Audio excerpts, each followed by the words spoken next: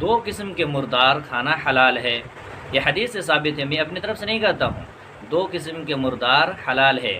حضرت ابن عمر رضی اللہ تعالی عنہ کی روایت، اللہ کے رسول صلی اللہ علیہ وسلم نے فرمایا، ابن ماجہ وغیرہ کی روایت ہے کہ وحلت لنا میتتان والدمان فاما المیتتان فالجراد والحوت واما الدمان فالکبد والطحال، کہ دو قسم کے مردار حلال ہے۔ وہ کیا کیا ہے؟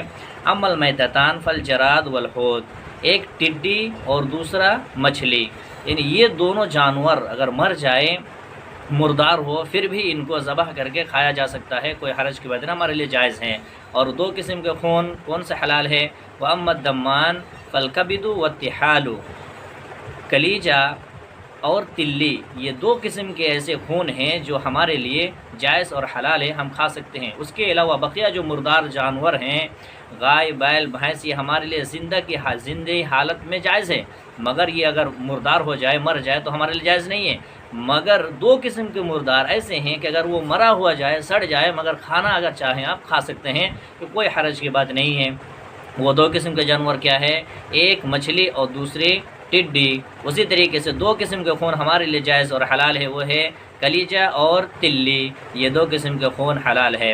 اسی طریقے سے کہ اگر آدمی مجبور ہو جائے، پریشان ہو جائے بھوک سے، تو اس کے لیے مردار بھی حلال ہو جاتی ہیں۔ مردار جو ایک مسلمان کے اوپر کھانا حرام ہے، مگر ایسے حالت پر جب اس کی جان چلے جانے کا خدشہ ہو تو مردار ان کے لیے حلال ہو جاتے ہیں۔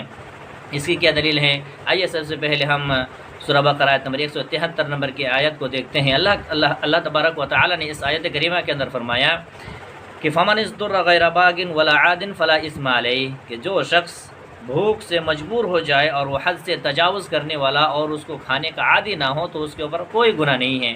اسی طریقے سے سورہ مائدہ آیت نمبر 3 کی آیت ہے، اللہ تبارک و تعالی نے فرمایا فَمَنِ اضْطُرَّ فِي مَخْمَصَةٍ غَيْرَ مُتَجَانِفٍ لِإِثْمٍ فَإِنَّ اللَّهَ غَفُورٌ رَحِيمٌ، کہ جو شخص بھوک سے مجبور ہو جائے، بے قرار ہو جائے، بشرط اور اس کے جان چلی جانے کا خدشہ ہو، کسی ایسے علاقے میں ہو کہ کھانے کی کوئی چیز نہیں ہے، پانی بھی نصیب نہیں ہوتی ہے مگر سوائے مردار کے، تو ایسے حالت پر وہ جان بچانے کی خاطر، بقدر جان بچانے کے لیے وہ اتنا حصہ مردار کھا کر کے اپنے جان کو بچا سکتا ہے۔ اللہ رب العالمین غفور الرحیم ہے۔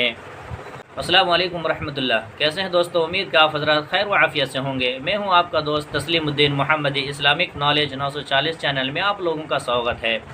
میں ریگولر آپ لوگوں کے لیے دین کی موٹی موٹی باتیں لے کر کے حاضر ہوتا ہوں۔ آج کی اس ویڈیو میں آپ کے سامنے لے کر کے آیا ہوں ذبح کے متعلق۔ ہم جس سماج اور معاشرے میں رہ رہے ہیں، گاؤں اور دیہات میں رہ رہے ہیں، ہمارے سماج اور معاشرے میں ایک چیز یہ دیکھنے کو ملتی ہے کہ، اور یہ عیب بھی سمجھا جاتا ہے کہ ہمارے سماج میں یا ہمارے گھروں میں جو عورتیں رہتے ہیں یہ اپنے ہاتھ سے ذبح نہیں کر سکتی، ایسا سننے کو ملتا ہے یا ایسا مانتے لوگ ہیں۔ تو آئیے ہم یہ جانیں گے کہ عورت ذبح کر سکتی ہے، یا عورت کا ذبح کیا ہوا جانور ہم کھا سکتے ہیں۔ اسی طریقے سے وہ کون لوگ ہیں جن کے ذبیحہ ہم کھا سکتے ہیں، اور وہ کون لوگ ہیں جن کا ذبح کیا ہوا ہم نہیں کھا سکتے ہیں، یا یہ بھی جانیں گے کہ وہ کون جانور ہیں کہ جن کا گوشت ہم کھا سکتے ہیں، اور وہ ایسے کون سے جانور ہیں جن کا گوشت نہیں کھا سکتے ہیں۔ آئیے سب سے پہلے ہم یہ جانتے ہیں کہ ذبح کرنے کا شریعت کے اندر 3 شرائط بیان کیے گئے ہیں، کہ ذبح کرنے کی جو شرائط ہیں کہ کسی بھی جانور کو آپ ذبح کر کے اگر کھانا چاہتے ہیں، کاٹنا چاہتے ہیں، تو اس کی 3 شرائط بیان کیے گئے ہیں۔ پہلی شرط یہ ہے کہ ذبح کرنے والا، خواہ وہ مرد ہو یا عورت، ذبح کرنے والا مسلمان ہونا چاہیے۔ اگر وہ مسلمان ہیں یا اہل کتاب ہیں تو ان کا ذبیحہ حلال ہے۔ دوسری شرط یہ ہے کہ ذبح کرنے والا مکلف ہو اور اس بات کا انہیں علم ہو کہ ذبح کے لیے شہر رگ کا کٹ جائے، یعنی جانور کو ایسے کاٹ دیا جائے ان کے گلے کو کہ ان کے فاسد جو خون ہوتے ہیں وہ سارا خون بہہ جائے۔ تیسری شرط یہ ہے کہ ذبح کرنے والا اللہ کا نام لے کر کے ذبح کرتا ہو، بسم اللہ اللہ اکبر کہہ کر کے وہ ذبح کرتا ہو، تو اس کی ذبیحہ، اس کے ہاتھ سے ذبح کیا ہوا جانور ہمارے لیے حلال اور جائز ہے، کوئی حرج کی بات نہیں ہے۔ تو یہ 3 کنڈیشن اور یہ 3 شرائط شریعت نے ہمیں بتا دی ہیں کہ یہ ذبح اسی کے وقت حلال ہوں گے جب یہ 3 شرائط پائے جائیں گے۔ پہلی چیز یہ ہے کہ ذبح کرنے والا مسلمان ہونے چاہیے۔ دوسری شرط یہ ہے کہ ذبح کرنے والا اتنا عقل ہونی چاہیے ان کے پاس اور اتنی جانکاری ہونی چاہیے یا اتنا مکلف ہونا چاہیے کہ جانور کا جو گلا ہے، جو شہ رگ ہے، وہ کاٹنے کی صلاحیت اس کے اندر ہو، تاکہ جانور کے اندر جو فاسد خون ہوتا ہے وہ نکال جائے۔ اور تیسری شرط یہ ہے کہ ذبح کرتے وقت بسم اللہ اللہ اکبر، یعنی اللہ کا نام لینا یہ ضروری ہے۔ اگر یہ 3 کنڈیشن اور 3 شرط پائی جاتی ہیں تو پھر ہر ایک کے ذبح کیا ہوا جانور ہم کھا سکتے ہیں۔ آئیے اب یہ جانتے ہیں ان تینوں کنڈیشن کی دلائل کیا ہیں، اس کی دلیل کیا ہے، اس کا حوالہ کیا ہے، ریفرنس کیا ہے، ہم ایک طرف سے ترتیب وار جاننے کی کوشش کرتے ہیں۔ آئیے سب سے پہلے ہم یہ جانتے ہیں کہ ہمارے گھروں میں یا ہمارے سماج اور معاشرے میں یہ بات بہت رائج ہے کہ عورت ذبح نہیں کر سکتی۔ عورت چاہے مرغی ہو یا بکرا ہو یا کوئی چیز ہو، عورت ذبح اپنے ہاتھ سے ذبح نہیں کر سکتی، یہ ایسا معیوب سمجھا جاتا ہے، تو ایسی بات نہیں ہے۔ آئیے اس سلسلے میں آپ کو یہ حدیث یاد دلاتا ہوں۔ حضرت کعب بن مالک رضی اللہ تعالی عنہ بیان کرتے ہیں کہ ان امراتن ذبحت شاۃ بحجر، کہ ایک عورت نے ایک بکری کو پتھر سے ذبح کر دیا، پتھر سے کے ساتھ بکری کو ذبح کر دیا۔ تو جب رسول اللہ صلی اللہ علیہ وسلم کو اس کے متعلق دریافت کیا گیا کہ ایک عورت ہے، اس نے اپنے بکری کو پتھر سے ذبح کر دیا، اور تو آپ نے اسے کھانے کا حکم بھی دے دیا کہ پتھر سے ذبح کی ہے، عورت ذبح کی، اس نے آپ صلی اللہ علیہ وسلم نے کہا تم کھا سکتے، کوئی حرج کی بات نہیں ہے۔ تو اس حدیث سے معلوم یہ ہوا، یہ حدیث آپ کو کہاں ملیں گی؟ یہ صحیح بخاری حدیث نمبر 2304 نمبر کی حدیث ہے کہ ایک عورت اپنی بکری کو خود اپنے ہاتھ سے ایک پتھر کے ساتھ ذبح کر دیا، اور آپ صلی اللہ علیہ وسلم نے ان کے گوشت کو صحابہ کرام کو کھانے کا حکم بھی دیا۔ تو اس حدیث سے جہاں یہ بات معلوم ہوتا ہے کہ محض چھری ہی نہیں بلکہ ہر تیز دھار آلہ، یعنی جس چیز سے جانور کا شہ رگ کٹ جائے، اس کا فاسد خون نکل جائے، تو ہم اس سے ذبح کر سکتے ہیں، سوائے ناخن اور دانت سے ذبح نہیں کر سکتے، اس لیے کہ ناخن اور دانت سے ذبح کرنا یہ اللہ کے رسول صلی اللہ علیہ وسلم نے منع فرمایا ہے۔ ناخن یہ ہڈی ہے، اور یہ دانت جو ہے یہ ہڈی ہے، اور ناخن یہ حبشیوں کی چھری ہے، لہٰذا ان 2 آلہ سے اللہ کے رسول نے ذبح کرنے سے منع فرمایا ہے، بقیہ چیزوں سے ہم ذبح کر سکتے ہیں۔ تو اس حدیث سے جب ہمیں یہ معلوم ہوئی کہ ایک عورت اپنے ہاتھ سے ذبح کر سکتی ہے، جیسا کہ اللہ کے رسول صلی اللہ علیہ وسلم نے اپنے اس عورت کی ذبح کیے ہوئے جانور کو کھانے کا حکم دیا، تو دوسری بات ہمیں یہ بھی معلوم ہوئی کہ صرف ضروری نہیں کہ چھری ہو، بلکہ ہر وہ چیز، ہر وہ آلہ جسے جانور کا خون بہہ جائے تو اس کی ذبح کیا ہوا ہم کھا سکتے ہیں۔ آئیے ہم یہ جانتے ہیں کہ بسم اللہ پڑھنا کیا واجب ہے؟ اگر کوئی ذبح کرتے وقت بسم اللہ بھول جائے یا بسم اللہ نہ کہے ویسے ہی ذبح کرتے، کیا ایسے جانور کا گوشت ہم کھا سکتے ہیں؟ ایسا ذبیحہ ہمارے لیے حلال ہے؟ اس سلسلے میں بڑا اختلاف ہے۔ راجح بات یہی ہے، جمہور کا کہنا ہے کہ بسم اللہ پڑھنا یہ شرط ہے، بسم اللہ پڑھنا یہ واجب ہے، اس کے بغیر جائز نہیں ہے۔ اور امام شافعی رحمۃ اللہ علیہ وغیرہ کا کہنا ہے کہ بسم اللہ پڑھنا سنت ہے، واجب نہیں، تاہم اسے جان بوجھ کر کے چھوڑنا مکروہ ہے۔ راجح بات یعنی صحیح بات یہ ہے کہ بسم اللہ پڑھنا واجب ہے، اور اکثر اہل علم کا یہی موقف ہے کہ جانور کو ذبح کرتے وقت بسم اللہ اللہ اکبر پڑھنا ہے، اللہ کا نام لینا ہے۔ اس کی دلیل کیا ہے؟ اللہ تبارک و تعالی نے سورہ انعام آیت نمبر 122 کے اندر فرمایا وَلَا تَأْكُلُوا مِمَّا لَمْ يُذْكَرِ اسْمُ اللَّهِ عَلَيْهِ، کہ تم ایسے جانور کو نہ کھاؤ جس کا ذبیحہ یعنی ذبح کے وقت جس پر اللہ کا نام نہ لیا گیا ہو۔ تو معلوم یہ ہوا کہ ذبح کے وقت ہمیں اللہ کا نام لینا ہوگا، تبھی ہمارے لیے وہ ذبیحہ حلال ہوں گے۔ آئیے اب ہم یہ جانتے ہیں کہ ذبح کیا ہوا جانور، تو بسا اوقات دیکھا جاتا ہے کہ ہم اپنے قربانی کے یہاں یا قربانی کے یہاں جب جانور ذبح کرتے ہیں، گائے بالخصوص، تو اس ذبیحہ کے پیٹ میں بچہ بھی نکل جاتا ہے، تو کیا اس کو بھی کھانا ہمارے لیے حلال ہے یا ہم اس کو چھوڑ سکتے ہیں؟ اس سلسلے میں مسئلہ کیا ہے، شریعت ہمیں کیا بتاتی ہے؟ تو شریعت ہمیں اس سلسلے میں یہ چیز بتاتی ہے کہ جانور کو اگر آپ ذبح کرتے ہیں، گائے کو اگر آپ ذبح کرتے ہیں اور اس کے پیٹ میں ذبح کرنے کے بعد معلوم ہوتا ہے کہ پیٹ میں جنین ہے، بچہ نکل جائے، تو شریعت ہمیں یہ بتاتی ہے کہ ماں کو ذبح کرنا اس بچے کو ذبح کرنے کے برابر ہے، لہٰذا جب ماں ختم ہو گئی تو بچے بھی ختم ہو گئے، ان کے ساتھ ان کو بھی گوشت کے ساتھ ملا کر کے کھانا ہوگا، یہ شریعت ہمیں تعلیم دیتی ہے۔ اب رہی بات، اب یہ کہیں گے کہ نہیں ہم نہیں کھائیں گے، تو یہ آپ کی طبیعت کے اوپر مصلحت ہے۔ اگر آپ کی طبیعت چاہتی ہے کہ نہیں ہم اس جانور کے ذبح کر کے اس کے ساتھ گوشت کو ملا لیں تو کھا سکتے ہیں، ورنہ شریعت کے نظر میں کوئی منع نہیں ہے۔ آئیے اس سلسلے میں حدیث کو دیکھ لیتے ہیں۔ اللہ کے رسول صلی اللہ علیہ وسلم کی حدیث ہے، حضرت جابر بن عبداللہ رضی اللہ تعالیٰ عنہ سے روایت ہے کہ رسول اللہ صلی اللہ علیہ وسلم نے فرمایا، زکوٰۃ الجنین زکوٰۃ امہ، کہ ماں کے ذبح کرنے سے اس کا پیٹ کا بچہ بھی خود بخود ذبح ہو جاتا ہے، اور شریعت کا یہی حکم ہے۔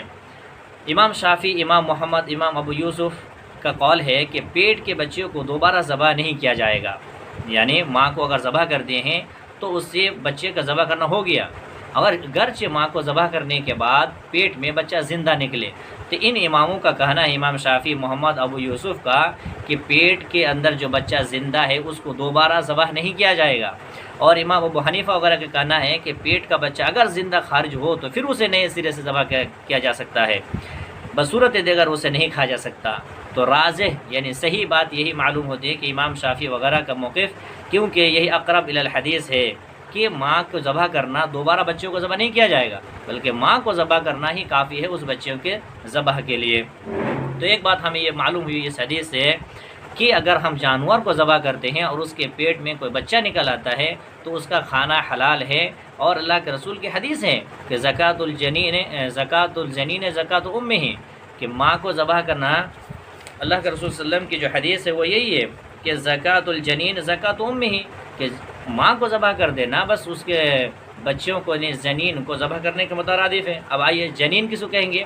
جنین یعنی مردہ، وہ مردہ جو بچہ جو رحم مادر، وہ بچہ جو رحم مادر میں پایا جائے، یعنی گائے کو ذبح کر دیے، اس گائے کے پیٹ میں جو بچہ پایا جاتا ہے اس کو جنین کہتے ہیں عربی زبان کے اندر، تو اس کو جنین کہتے ہیں۔ تو اس کا ذبح کرنا ہمارے لیے دوبارہ اگر گرچہ وہ زندہ ہو تو ضروری نہیں ہے۔ آئیے اب یہ جانتے ہیں کہ وہ کون سے مردار ہے جو ہمارے لیے حلال ہے اور کون سے مردار ہے جو ہمارے لیے حرام ہیں، اور یہ بھی جانتے ہیں کہ وہ کون سے خون ہیں جو ہمارے لیے حلال ہے اور کون سے خون ہیں جو ہمارے لیے حرام ہیں۔ تو دو قسم کے خون یا دو قسم کے مردار ایسے ہیں جو ہمارے لیے جائز اور حلال اور صحیح ہے، اس کو ہم کھا سکتے ہیں۔ اللہ کے رسول صلی اللہ علیہ وسلم کی حدیث ہے، حضرت ابن عمر رضی اللہ تعالی عنہ سے روایت ہے کہ احلت لنا میتتان والدمان، اما المیتتان فالحوت والجراد واما الدمان فالطحال والکبد، کہ دو قسم کے مردار ہمارے لیے مسلمانوں کے اوپر جائز اور حلال ہے، کہ دو قسم کے مردار مسلمان کھا سکتے ہیں۔ وہ کیا کیا ہیں؟ فالحوت والجراد، ایک مچھلی اور دوسری ٹڈی۔ مچھلی گرچہ وہ مردار ہو مگر ہم اس کو مردار اگر ملے، سڑا ہوا ملے، تو ہماری اگر طبیعت چاہتی ہے کہ اس کو ہم دوبارہ ذبح کر کے کھا سکتے ہیں، یہ ہمارے لیے حلال ہے۔ اسی طریقے سے ٹڈی، یہ عرب میں، سعودی عرب میں آج بھی وہ کھایا جاتا ہے، ہمارے یہاں گرچہ کھایا نہ جاتا ہو لیکن ٹڈی یہ ہمارے لیے حلال ہے، جائز ہے، ہم اس کو کھا سکتے ہیں گرچہ یہ مردار ہو۔ اور دو قسم کے خون وہ ہے الکبد و الطحال، تو کلیجہ، کہ کلیجہ کے اندر جو خون جمع ہوا خون ہوتا ہے تو ایسے خون وہ اس کو ہمارے لیے جائز ہے۔ کلیجہ جو پورا خون ہوتا ہے، کوئی گوشت نہیں ہوتا ہے، تو ایسے کلیجہ ہمارے لیے جائز ہے۔ اسی طریقے سے وہ الطحال اور تلی ہوتا ہے، اس کے اندر جو فاسد خون ہوتا ہے وہ جو نکل جاتا ہے اور جمع ہوا خون ہوتا ہے وہ ہمارے لیے جائز اور حلال ہے۔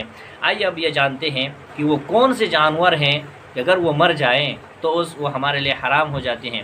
تو ہر ایسے جانور مردار ہمارے لیے حرام ہیں جو مر جائے۔ مچھلی اور ٹڈی کے علاوہ جتنے بھی قسم کے جانور ہیں اگر یہ مر جاتے ہیں، اس کی جان نکل جاتی ہے، تو اس کا کھانا ہمارے لیے حرام ہے، حلال نہیں ہے۔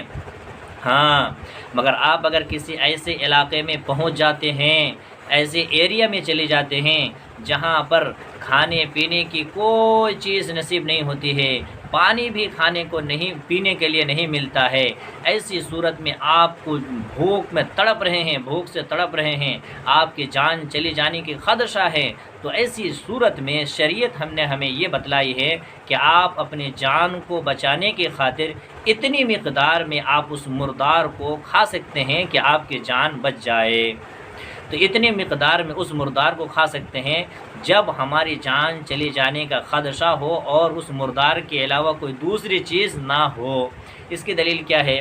اللہ تبارک و تعالی نے سورہ مائدہ آیت نمبر 3 کے اندر فرمایا فمن اضطر فی مخمصۃ غیر متجانف لإثم فإن اللہ غفور رحیم، کہ جو شخص شدت کی بھوک میں بے قرار ہو جائے، بشرط یہ ہے کہ کسی گناہ کی طرف اس کا میلان نہ ہو، تو یقیناً اللہ تعالی معاف کرنے والا اور بڑا مہربان ہے۔ تو ہمیں معلوم یہ ہوا کہ اگر ہم ایسے علاقے میں پہنچ جائے یا ہمارے یہاں قحط سالی پڑ جائے، کوئی چیز نصیب نہ ہو سوائے مردار کے، تو ہم مردار کھا کر کے بھی ہم جان کو بچا سکتے ہیں۔ اللہ نے ہماری جان کی حفاظت کے لیے ہمارے لیے اتنے بڑا مہربان ہے۔ دیکھیں کہ ایک انسان کی جان کی حفاظت کتنی اہمیت ہے، کہ جہاں ہمارے لیے مردار حرام ہے، مگر جہاں جان کی بات آ جائے تو وہاں اللہ نے، شریعت نے ہمیں اجازت دی ہے کہ آپ مردار ہی حرام ہی صحیح، مگر اس کو کھا کر کے بھی ہمیں اپنی جان کی حفاظت کرنی ہوگی۔ اور آج ہم آسانی کے ساتھ اس جان کو، اللہ کی اس نعمت کو ہم گنوا دیتے ہیں اور اپنے آپ کو خودکشی کر دیتے ہیں، اپنے آپ کو آتم ہتیا کر لیتے ہیں، چاہے اس کی شکل کوئی بھی ہو۔ بعض لوگ چھرا بھونکتے ہیں، بعض لوگ زہر پی لیتے ہیں، بعض لوگ دوائیں استعمال کرتے ہیں، زہریلا دوائیں۔ اسی طریقے سے بعض لوگ اونچی بلڈنگ میں چڑھ کر کے یا پہاڑوں میں چڑھ کر کے اپنی اس جان کو، اللہ کی اس نعمت کو گنوا دیتے ہیں۔